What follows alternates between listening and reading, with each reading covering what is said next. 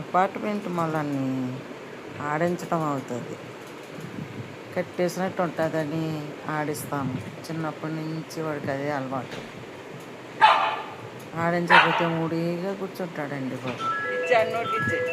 అందుకని అపార్ట్మెంట్ కదా, ఎవరింట్లో వాళ్ళు ఉంటారు.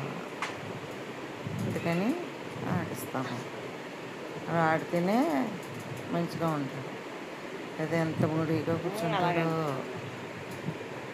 వాడిని మూతి ముందు పెట్టుకుని కూర్చుంటాడు. ఏదోలాగా అనిపిస్తుంది. అందుకని ఆడిస్తాము కొంచెం సేపు, పొద్దున్న సాయంత్రం ఆడిస్తాము. అప్పుడు వాడు చక్కగా ఆడుకుని పడుకుంటాడు. అయితే అస్సలు పడుకోడు, అలా మూతి ముందు కూర్చొని ఉంటాడు. అపార్ట్మెంట్లో ఎలా ఉంటాయో తెలుసు కదండి, ఎవరెళ్ళలో వాళ్ళు ఉంటారు. అందుకనే ఆడిస్తాం మన పని. రికార్డ్ చేస్తున్నావా ఇందాక నుంచి?